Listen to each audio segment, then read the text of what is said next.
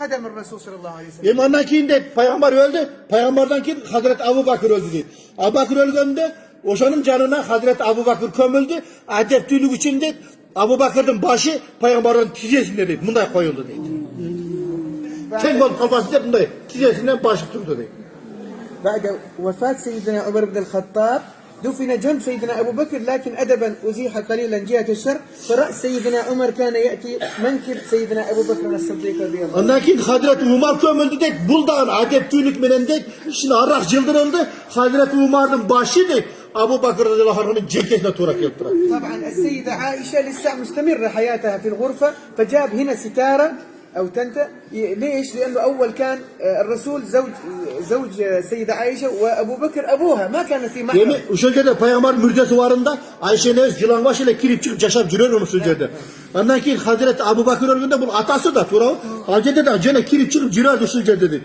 Keyin Hazreti Umar kömürgünden keyin de bu cedde Ayşe Neves parda toz koydu dedi.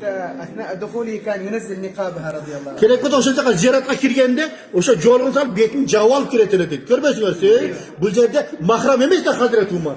Takvalıklı karasalar o şekilde betini cavaldır o şey müzeye kirgen. طيب هنا في ملاحظة مهمة احنا نشرح دائما وفاة الرسول توفى ودفن لكن ما مات لأنه الشهداء لا يموت في القرآن موجود يعني لا تقولوا لمن يقتل في سبيل الله الشهداء ما يموت فكيف الأنبياء والرسول يموت؟ Yemin karasalar değil. Köyce biz aytat da peygamber közü ötkön, peygamber ölügön de aytağı dedi. Kur'an'da aytat Allah Teala şehitlerdi sizler ölüktep esepteye gile. Allah tirib dedi. Yemin şehitler ölmegöndeki kadı peygamber ölsün dedi. Peygamber ölgön emez inşallah. Bizge cevap veriyor atmayı dedi selam. الرسول صلى الله عليه وسلم يقول المرء مع من أحبه هذا حديث شريف. Peygamber ne dedi?